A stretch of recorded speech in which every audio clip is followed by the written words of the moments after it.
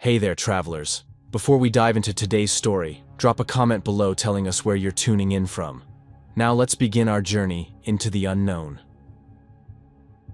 My coffee grew cold as I read the intelligence brief. Complete communications blackout. No response from Swiss Guard, Papal Security, or any of the 3,000 souls who called Vatican City home. The last transmission, intercepted by NSA satellites, was a fragmented radio call. Seal the city. Don't let anyone. God help us all. 20 minutes later, I was suited up and heading to Andrews Air Force Base with my core team. Dr. Fan Bishop, our lead epidemiologist, was already running preliminary analysis on thermal satellite imagery. Her face was pale behind her tablet screen. "Liam, you need to see this," she said, as our transport aircraft climbed toward cruising altitude. The infrared data showed heat signatures moving through Vatican corridors, but they moved wrong. Too jerky, too coordinated, like they were following some invisible conductor only they could see. "How many?" I asked. "That's the problem. We're seeing movement, but the thermal patterns don't match normal human locomotion. Some signatures are larger than they should be. Others move in groups, perfectly synchronized." Sergeant Sean Tucker, my demolitions expert and closest friend in this nightmare business, leaned over to study the images. "Sir, those don't look like evacuation patterns. They're patrolling." 8 hours later, we touched down at Fiumicino Airport. The Italian military had already established a 5-kilometer exclusion zone around Vatican City, but they were keeping their distance. Smart. When dealing with unknown biological agents, distance saves lives. Our mobile command center was a converted military truck equipped with every piece of detection equipment the CDC possessed. As we approached the quarantine perimeter, the Geiger counters remained silent. No radiation. Chemical sensors detected nothing airborne. Whatever was happening inside those ancient walls wasn't following the playbook. "Colonel Sullivan?" a voice called from behind our position. I turned to see a young priest, his clerical collar askew, his eyes holding the haunted look I'd seen in survivors of biological attacks. "I'm Father Antonio Ramsey. I was inside when it started." I gestured him into our mobile unit. His hands shook as he accepted a cup of water from Dr. Bishop. "Father, we need to know everything." "Oh, when did this begin?" 3 days ago. The archaeological team found something in the deep catacombs. Brother Michael said they'd discovered a chamber that wasn't on any map. Ancient. Much older than anything we'd cataloged before. His voice cracked. "They performed some kind of blessing ritual over the site. Said they wanted to consecrate it properly before full excavation." "What happened during this ritual?" Dr. Bishop asked, her recorder capturing every word. "The ground. It gave way. Not collapsed. Opened. Like something had been sealed beneath for centuries, and the blessing somehow reversed it." Father Ramsey looked directly at me. "Within hours, people started changing. Not dying, Colonel. Changing." "Changing how?" "Their flesh twisted. Bones elongated. Some grew additional limbs. But they kept their minds, kept speaking, kept praying. They gather in the halls now, singing hymns in voices that no longer sound human." The hair on my neck stood up. In 15 years of biocontainment, I'd seen anthrax, smallpox, engineered viruses that could kill in hours. But I'd never heard of anything that could reshape human anatomy while preserving consciousness. "Father, how did you escape?" "I didn't escape. I was expelled." His eyes went distant. "They brought me to the main entrance, still singing, still praying. One of them, I think it used to be Cardinal Benedetti, spoke to me. His jaw had extended, split, but his voice was clear. He said, 'Tell them to seal us in. Tell them this must never leave Vatican City. We are the faithful, and we will guard what should not wake.'" My radio crackled. "Colonel, this is Major Browder. We're getting seismic activity under Vatican City. Whatever's down there, it's big, and it's moving." I looked at the thermal imaging one more time. The signatures had multiplied. They were spreading through every corridor, every chamber, but they remained contained within Vatican's walls, almost like they were following orders to stay put. "Sir, Tucker said quietly. "If there's some kind of biological agent down there that can do this to people, then we contain it," I finished. "Dr. Bishop, what's your assessment?" She was studying Father Ramsey's blood work on her portable analyzer. "Negative for all known pathogens, but there are unusual protein markers, something I've never seen before. If this is a biological agent, it's unlike anything in our database." Which means we're going in blind, Liam. Whatever's in there, our standard protocols might not work. I stared at the ancient walls of Vatican City, lit by our floodlights in the gathering dusk. Somewhere inside, 3,000 people had been transformed into something that defied medical explanation. Something that could speak, could reason, could organize, but was no longer human. "Prep the hazmat suits," I ordered. "Full biological protocols. We go in at dawn." "Sir," Tucker asked, "what if containment fails? What if this thing spreads?" I thought about Father Ramsey's story, about the transformed faithful who expelled him with a warning, about seismic activity deep underground suggesting something massive had awakened. "Then, Sergeant, we'll learn exactly why some secrets were buried in the first place." As night fell over Rome, the thermal imaging showed hundreds of signatures moving through Vatican's corridors in perfect synchronization, their distorted forms casting impossible shadows on ancient walls. Whatever we were dealing with had turned the heart of Christianity into something else entirely, and tomorrow, we were walking straight into it. Dawn broke over Rome with an unnatural silence. No church bells rang across the city, a tradition that had continued unbroken for over 1,000 years, until 3 days ago. Now, the only sounds came from our equipment, the steady hum of generators, the crackle of radio static, and the rhythmic beeping of biosensors that had been screaming warnings all night. I stood before my team in the pre-dawn darkness, their faces illuminated by the harsh glow of floodlights positioned around our mobile command center. 23 of the CDC's finest specialists, all volunteers, all armed with military-grade weapons alongside their scientific equipment. This wasn't going to be a peaceful research mission. Dr. Bishop had spent the night analyzing thermal imagery that showed movement patterns unlike anything we'd encountered before. "The heat signatures are wrong. Liam," she said, exhaustion evident in her voice, "these things are generating more body heat than humans should, and they're moving in ways that suggest significant anatomical changes." Tucker adjusted his assault rifle and checked his ammunition count for the 3rd time. "Sir, if these infected are as dangerous as Father Ramsey described, we're going in heavy. Each team member has full combat load plus emergency medical supplies." "Good. What we're entering isn't a hospital, it's a war zone." I looked at each face in turn. The thermal imaging shows at least 200 moving contacts inside Vatican City. Based on Father Ramsey's testimony, they're no longer human in any meaningful sense. They're hostile, and they will attack on sight. Lieutenant Claudia Black shouldered her communications pack, weighted down with radio equipment and emergency beacon transmitters.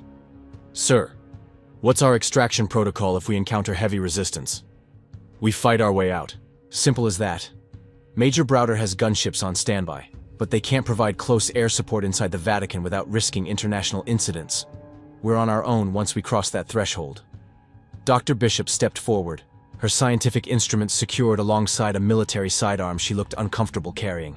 "I still need tissue samples if we're going to understand what we're dealing with. The protein markers in Father Ramsey's blood suggest these creatures might be partially dead, partially something else entirely." "You'll get your samples," I assured her. "But survival comes first. If we can't get out alive, your research won't matter." The walk through Rome's empty streets felt like approaching a battlefield. The Italian authorities had evacuated a 10-block radius, leaving behind a ghost town that echoed with our footsteps. As we approached Vatican City's walls, the morning air carried a scent that made my stomach turn. Rotting meat mixed with something chemical and wrong. The service entrance Tucker had identified was partially collapsed, chunks of ancient stone scattered across the courtyard. But the damage wasn't from age or weather. Deep gouges in the marble suggested something with tremendous strength had clawed its way out from the inside. "Movement," Black whispered into her throat mic, pointing toward the shadowed colonnade. "Multiple contacts approaching from the east wing." I raised my rifle and activated the tactical light mounted beneath the barrel. What emerged from the shadows made my trigger finger tighten involuntarily. They had once been Vatican staff. I could tell from the remnants of clerical robes and security uniforms hanging in tatters from their transformed bodies. But whatever plague had taken them had reshaped them into nightmare amalgamations of flesh and bone. Elongated limbs ended in clusters of fingers that had fused into claw-like appendages. Faces split by additional mouths lined with teeth that had never belonged in human skulls. Their eyes were vacant, unfocused, like those of animals driven by pure instinct. Most of them were hunched in corners of the colonnade, rocking back and forth while muttering incomprehensible words, fragments of prayers mixed with guttural sounds that belonged to no human language. They seemed oblivious to our presence until the sound of our footsteps echoed across the stone courtyard. Then everything changed. The creatures' heads snapped up in unison. Their vacant eyes suddenly locked onto us with predatory focus. The muttering stopped, replaced by a silence that lasted exactly 3 heartbeats before they erupted into motion. "Contact front!" I shouted, opening fire as the nearest creature launched itself toward us, screaming like an enraged animal. My rounds caught its center mass, the impact spinning it backward, but it rolled to its feet almost immediately. Black fluid leaked from the wounds, but there was no cry of pain, no hesitation. If anything, the smell of its own blood seemed to drive it into a frenzy. The courtyard erupted into chaos. Muzzle flashes lit up the ancient stones as we poured fire into the attacking horde. The creatures moved with animalistic fury, no tactics or coordination, just pure, mindless aggression triggered by our presence. They threw themselves at our positions without regard for cover or self-preservation, shrieking and howling as our bullets tore through their transformed flesh. "They're not going down!" Tucker yelled, his fully automatic fire stitching a line across 3 of the creatures. "Headshots! Go for headshots!" One of the creatures had wandered behind Black's position, drawn by the sound of her radio static. I put 3 rounds through its skull before it could reach her, the high-velocity bullets finally dropping it permanently. But there were more stumbling out of every doorway, attracted by the noise of gunfire. "We need to move!" I shouted over the constant shrieking. "The noise is drawing more of them." "Where's the entrance?" Tucker demanded, reloading while keeping his eyes on the colonnade where more shapes were gathering. "There." Dr. Bishop pointed toward a heavy wooden door that hung open on broken hinges. "That's our way in." We fought our way across the courtyard, leaving behind a dozen twisted corpses that continued twitching even after sustaining fatal damage. The entrance opened onto a corridor lined with priceless artwork, paintings and sculptures that had witnessed centuries of papal history, now splattered with gunpowder residue and inhuman blood. The interior of Vatican City was worse than the courtyard. The walls themselves seemed to breathe, covered in a film of organic matter that pulsed with its own rhythm. The air was thick with spores or particles that made our filtration systems work overtime. "Jesus Christ," Black whispered, playing her flashlight beam across frescoes that had been modified. The painted saints now bore additional limbs and faces, as if the infection could somehow alter even inanimate objects. "Stay together," I ordered. "These corridors are a maze, and if we get separated—" A scream echoed from somewhere deeper in the complex, one of the creatures calling out in mindless agony or frustration. It was answered by others throughout the building, a cacophony of inhuman shrieks that suggested dozens of infected wandering the corridors, drawn by any stimulus they encountered. "They're everywhere," Tucker observed, checking his ammunition. "Every sound we make brings more of them." We moved deeper into the Vatican, trying to minimize noise while staying alert for the creatures that lurked in every shadow. They didn't hunt us. They simply responded to our presence like moths to flame, stumbling toward any movement or sound with animalistic determination. The thermal imaging showed the highest concentration of movement near the Sistine Chapel, Dr. Bishop said, consulting her tablet while we paused at a corridor junction. "If we can reach the lower levels from there—" An explosion of movement erupted from our left flank. 3 creatures burst through a doorway, apparently drawn by the electronic beeping of Black's communications equipment. They weren't coordinating an attack. They were simply responding to the stimulus like rabid animals, claws raking across her radio pack as they tried to reach the source of the sound. "Contact left!" I pivoted and fired, the close-range shots nearly decapitating the lead attacker. The others continued their frenzied assault on the now silent equipment, even after Black had rolled away from them. Tucker's shotgun boomed in the confined space, the spread pattern catching two creatures center mass and hurling them backward. But the damage was done. Our communications with the outside world were severed. "Black, you hurt?" I asked, helping her to her feet. "Just bruised, sir. But the long-range radio is destroyed. We're cut off from base camp." "Wonderful," Tucker muttered, reloading. "Now we're trapped in here with these things, and no way to call for backup." The corridor ahead branched in three directions, each path disappearing into darkness that our lights couldn't fully penetrate. Sounds echoed from all three routes, scratching at walls, mindless muttering, and the occasional shriek when one of the creatures caught sight of shadows cast by our flashlights on distant walls. "Which way?" Dr. Bishop asked, her scientific instruments detecting elevated biological activity from every direction. "The center passage leads toward the chapel level," I decided. "That's where we need to be." But as we advanced, the creature's primitive responses became our greatest challenge. Every footstep, every whispered word, every crackle of our radio equipment seemed to draw them from hidden alcoves and side passages. They stumbled toward us, like living avalanches, driven by nothing more than basic stimulus response. "Movement above," Tucker called out, pointing his weapon at the ornate ceiling where something was clinging to the decorative beams, muttering incoherently to itself. The creature dropped without warning, not an attack, just a mindless response to the sound of Tucker's voice. It landed on Dr. Bishop's back, claws seeking her throat not out of strategy, but pure instinct, like a rabid animal going for the nearest warm body. I grabbed it by what might have been a shoulder and threw it against the marble wall with enough force to crack both stone and bone. Even injured, it continued reaching toward us, its vacant eyes fixed on our movement while it dragged itself forward on limbs that bent in directions that defied anatomy. "They don't feel pain," Dr. Bishop observed, taking samples from the creature's black blood while keeping well clear of its claws. "The neural pathways for pain response have been completely rewired. They're driven by pure predatory instinct." "Great. Zombie super soldiers," Tucker commented sarcastically. "This just keeps getting better."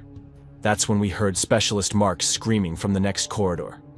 We rushed toward the sound, our weapons raised, but we were too late. Marks had been monitoring air quality readings when a group of infected, drawn by the electronic whining of his equipment, had cornered him in a side alcove. The first creature had him pinned against an ancient marble statue, its elongated claws buried deep in his chest cavity. The others were tearing at his limbs with animalistic savagery, their vacant eyes reflecting no malice, just pure, mindless feeding instinct. "Marks!" Tucker opened fire, his assault rifle cutting down two of the creatures, but the damage was already done. The specialist's screams had turned to gurgles as black blood poured from wounds that no human could survive. The infected continued their frenzied assault, even as we killed them, driven by stimulus response rather than any understanding of danger. When the last creature fell, Marks was barely recognizable. His protective suit hung in shreds, his body torn open in ways that would haunt my nightmares for years. His eyes found mine in his final moments, already glazing over as shock set in. "Sir," he whispered, then nothing. "Jesus," Black said, turning away from the carnage. They ate him alive." "No," Dr. Bishop corrected, her scientific mind still functioning despite the horror. "They were responding to his equipment, not hunger. The feeding behavior is probably instinctual, triggered by the smell of blood." "Does it matter?" Tucker asked grimly, checking Marks's dog tags before gently closing his eyes. "Dead is dead." The sound of our gunfire had drawn more creatures from throughout the building. We could hear them stumbling through distant corridors, following the echoes toward our location with mindless persistence. "We need to move," I ordered, trying to push the image of Marks's death from my mind. "Every second we stay here brings more of them." We pressed deeper into the Vatican, now fighting running battles against creatures drawn by every sound we made. Their numbers appeared endless. As soon as we cleared one area, more came stumbling from hidden passages, attracted by our gunfire and voices like moths to flame. "Sir," Black gasped during a brief respite behind an overturned marble table. "We're burning through ammunition fast. At this rate, we'll be down to sidearms within the hour." I counted my remaining magazines. She was right. The creature's resilience meant that each kill required multiple shots, and every noise we made drew more of them to our location. We need to reach the source, I decided. Find whatever's controlling them and shut it down. The archaeological site Father Ramsey mentioned is 4 levels down, Dr. Bishop said, checking her structural maps. But the main staircases are swarming with infected. We'll have to find alternative routes. That's when our worst fears were realized. The creatures didn't need to be smart to be dangerous. A group of them, drawn by the sound of our whispered conversation, began shambling toward our position from multiple directions. In their mindless approach, they inadvertently forced us to scatter. Tucker bolted through a doorway to avoid being overrun, but more creatures, attracted by his movement, immediately followed him into the side corridor. Within moments, he was cut off by a mass of writhing bodies, all drawn to the sound of his retreating footsteps. "Tucker!"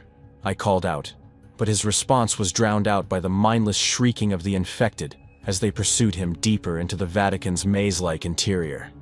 The remaining creatures pressed closer, forcing Black and Dr. Bishop to flee down a different corridor while I was driven in yet another direction.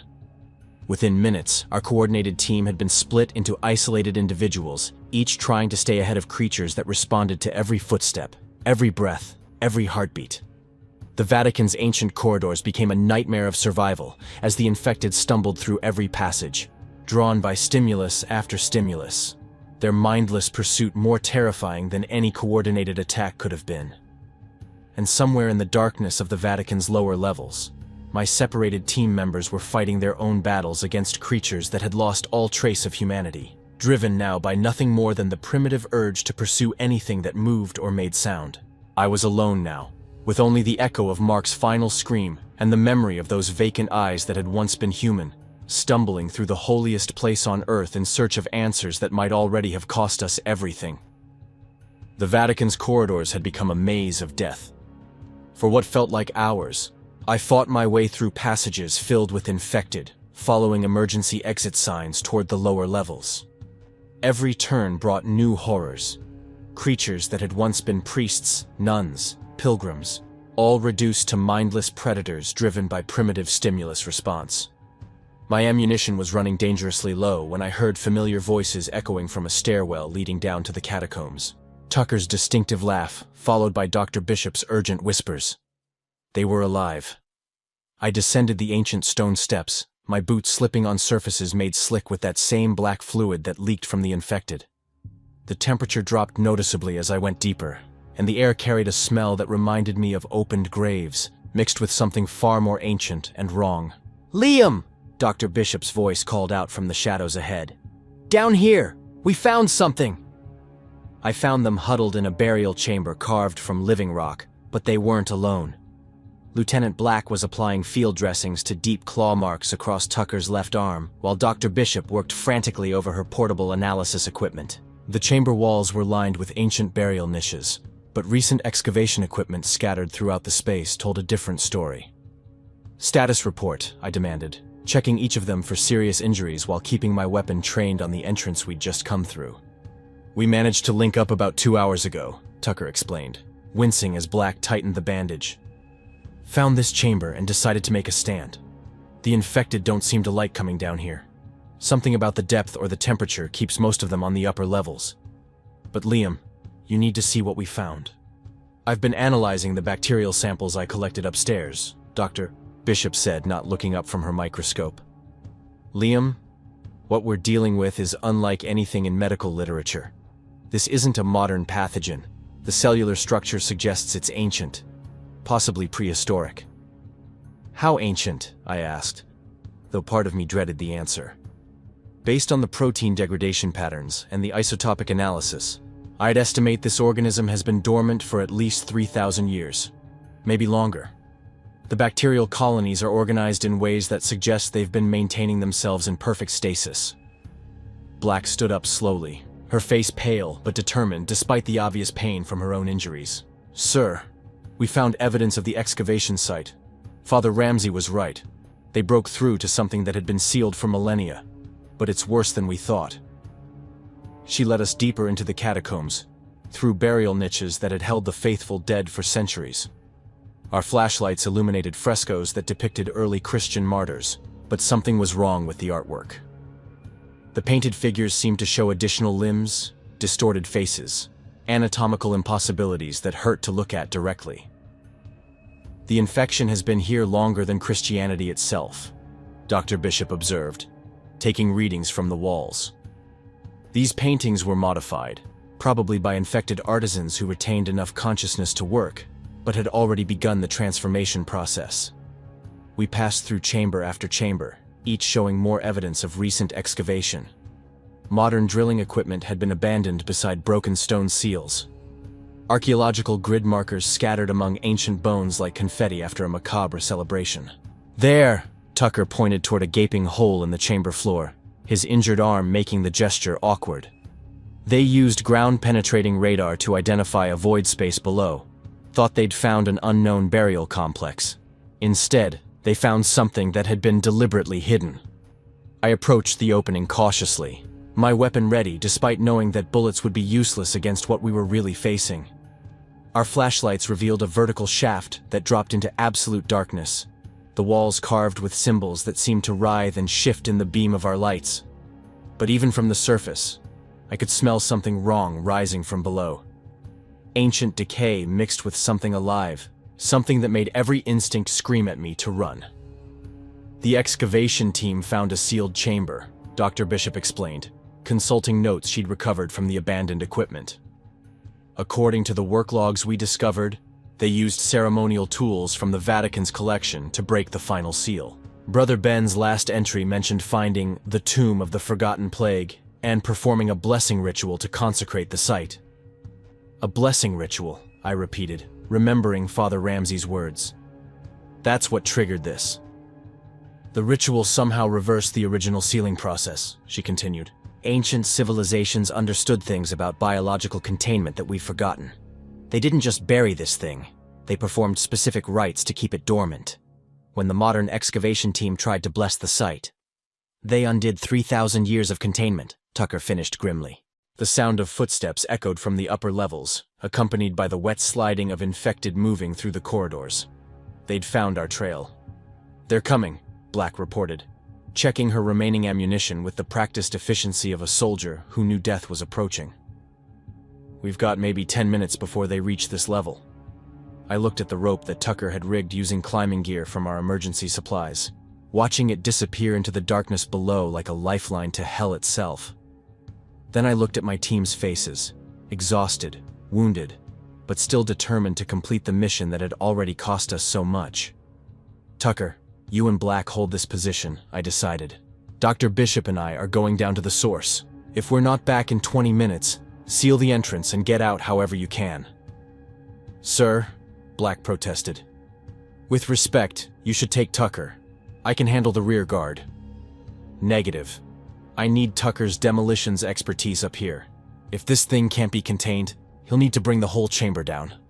Tucker nodded grimly, understanding the implications. "I've got enough charges to collapse half the Vatican if necessary, sir. Just get those samples and get back." The descent into the ancient chamber was like traveling back through geological time itself. The walls changed from medieval stonework to Roman construction, then to something even older. Massive blocks fitted together with techniques that predated known engineering. Symbols carved into the stone told stories in languages that had been dead for millennia, but their meaning was clear even without translation. Warnings. Desperate warnings carved by people who understood exactly what they were trying to contain. 40 meters down, Dr. Bishop reported, her instruments detecting massive bacterial concentrations ahead that made her equipment struggle to process the readings. Whatever's down there, it's the source of everything we've seen. The bacterial density is beyond anything I've ever measured. The rope ended at a carved stone platform that overlooked a burial chamber unlike anything I'd ever imagined. The space was enormous, clearly predating not just Christianity, but Roman civilization itself. Whoever had built this place understood architecture on a scale that rivaled modern engineering, but for purposes that modern minds could barely comprehend. And in the center of it all, on a raised stone platform surrounded by circles of carved symbols, lay the remains of something that had once been human.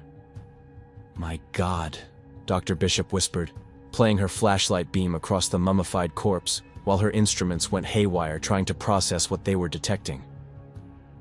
Look at the preservation techniques. This burial predates Egyptian mummification by centuries, but the preservation is perfect. Too perfect. The body was wrapped in materials that had somehow survived millennia without decay, but the wrappings couldn't completely hide the anatomical distortions beneath. Elongated limbs that seemed to have additional joints, an enlarged skull that suggested massive brain growth, and what appeared to be additional appendages emerging from the torso. Whoever this had been, they'd been infected with the same pathogen that now plagued Vatican City, but their transformation had been far more complete. The original plague victim, I realized, fighting down nausea as I studied the impossible anatomy. They buried the source of the infection. Not just buried, Dr. Bishop corrected, taking readings that made her instruments emit warning sounds I'd never heard before. Sealed with techniques we don't understand. Look at the chamber walls. The stone surfaces were covered in symbols and text in languages I couldn't identify, but their intent was clear. Containment protocols written by people who understood biological warfare in ways that made modern science look primitive. Circles within circles, geometric patterns that seemed to shift when viewed peripherally, and everywhere the same message repeated in different scripts. Do not wake, do not disturb, do not allow to spread. The bacterial concentration here is off the charts, Dr. Bishop reported, her voice tight with scientific excitement despite our desperate situation. This corpse has been maintaining active bacterial colonies for thousands of years, kept in perfect stasis by sealing techniques that somehow preserved both the host organism and its bacterial symbionts. When the excavation broke the barriers, gunfire erupted from above, the sound echoing down the shaft like thunder in a tomb. Tucker and Black were engaging the infected that had reached the catacombs. We need to go, I said, but Dr. Bishop was working frantically with her collection tools. Just another few minutes? Liam. I need samples from the wrappings, the surrounding stone, the bacterial colonies themselves. If I can understand how the original containment worked, we might be able to replicate it. The gunfire above grew more intense, the tactical rhythm of controlled bursts, giving way to the desperate full-auto fire of soldiers making their last stand. Then suddenly, the shooting stopped. "Tucker!" I called into my radio, but got only static in response. "Black, respond!" Nothing but the empty hiss of dead air. Dr. Bishop looked up from her work, her face pale in the flashlight beam. "They're gone, aren't they?" Before I could answer, the sound of movement came from the rope above. Not the solid footsteps of human pursuit, but the wet, sliding progression of infected moving through the shaft. They'd followed our trail down into the deepest chambers of the earth itself. They followed our scent, I realized. We're trapped down here with that thing. Not necessarily. Dr. Bishop pointed toward the far end of the burial chamber, where her flashlight beam revealed additional passages leading deeper into the earth. Ancient drainage systems. These chambers were built with water management in mind, probably connected to the natural cave systems that underlie this entire area. There might be another way out. But as we moved toward the passages, her instruments detected something that made her stop dead in her tracks. "Liam," she said quietly, "we're not alone down here." I followed her gaze to the shadows beyond the central platform, where our lights revealed additional burial alcoves carved into the living rock. But these weren't empty tombs. They contained more mummified remains, dozens of them, all showing the same anatomical distortions as the central figure. "A whole civilization," Dr. Bishop marveled, even as sounds of pursuit grew closer behind us. "They must have encountered the pathogen and been completely overwhelmed by it. Look at the burial arrangements. These people were infected, but they retained enough consciousness to prepare their own tombs. They sealed themselves away rather than risk spreading the infection." The infected above had reached the chamber, their mindless shrieks echoing off stone walls as they encountered the rope and began their descent. But something strange happened as they entered the burial chamber. Their cries became more organized, almost reverential, as if the presence of the ancient source was calling to them. "They're drawn to it," I observed. "The original plague victim is calling to them." "Bacterial communication," Dr. Bishop explained, even as she continued collecting samples with desperate efficiency. The source organism is coordinating with its modern descendants. They're not just infected. They're part of a single, massive organism that spans thousands of years. We moved quickly through the burial complex, our lights revealing chamber after chamber of ancient dead. But these weren't normal burials. Every corpse showed signs of the same anatomical transformations we'd seen in the central figure. Elongated limbs, enlarged skulls, additional appendages that suggested the infection didn't just kill. It evolved its hosts into something entirely new. They were building something, Dr. Bishop observed, her scientific mind still functioning despite our desperate situation. Look at the positioning of the bodies, the arrangement of the chambers. This isn't random burial. It's organized, purposeful. They were creating a network. The drainage tunnel she'd spotted led upward through natural rock formations that predated human civilization, eventually connecting to a network of caves that had been carved by water over millions of years. We climbed in darkness, following the flow of slightly fresher air toward what we hoped was freedom. Behind us, the sounds of infected grew fainter as they became lost in the maze of burial chambers, but I knew they weren't gone. They were down there now, communing with their ancient source, becoming part of something larger and more terrifying than individual infection. There. Dr. Bishop pointed toward a glimmer of light ahead that looked like salvation itself. Natural cave opening. We can get out. We emerged on a hillside overlooking Vatican City, just as the sun was setting over Rome, painting the ancient walls in shades of blood and shadow. In the distance, I could see the lights of the quarantine perimeter, the military vehicles, the containment teams waiting for our return with answers we wished we didn't have. We made it, Dr. Bishop said, exhaustion evident in every word. And I've got the samples. Everything we need to understand this pathogen and develop countermeasures. Liam, what we found down there, it changes everything we thought we knew about human evolution, about the history of disease, about what it means to be human. I looked back toward the Vatican, its ancient walls now hiding horrors that defied modern understanding. Somewhere in those corridors, Tucker and Black had made their final stand against an enemy that couldn't be defeated with conventional weapons. Somewhere in the chambers below, an ancient evil continued its eternal communion with its modern descendants. Sir, Dr. Bishop said quietly, what do we tell them? About the others? About what we found? I thought about Tucker's determination to protect us even with a wounded arm. About Black's refusal to abandon her post even when facing impossible odds. About Mark's final moments as the infected tore him apart. About Father Ramsey's warning that some things should remain buried forever. We tell them the truth, I said finally, that we found the source of the outbreak, that it's contained for now, and that Vatican City must remain sealed forever, or we risk unleashing something that could transform the entire human species. As we walked toward the quarantine perimeter, I carried with me the weight of command decisions that had cost good people their lives. But I also carried Dr. Bishop's samples, the key to ensuring that the ancient plague would never spread beyond these walls, and the terrible knowledge of what humanity might become if it ever did. Behind us, Vatican City settled into darkness, its transformation complete. What had once been the heart of Christianity was now humanity's first official dead zone, a monument to the dangers of disturbing what ancient wisdom had sealed away. The ancient plague had awakened, but it would sleep again. This time, forever. Major Browder's voice crackled over the perimeter radio as we approached the lights. Colonel Sullivan, this is base camp. Are you requesting immediate medical quarantine? Affirmative, Major, I responded, my voice carrying the weight of everything we'd seen. 2 survivors requesting full decontamination protocols. And Major, update the containment status to permanent. Vatican City is now a no-go zone. Nothing goes in, nothing comes out. Ever. Understood, sir. Permanent quarantine authorized. What's the nature of the biological agent? I looked back one last time at the ancient walls that now contained humanity's oldest and most terrifying enemy. Classified, Major. Just make sure those walls never come down.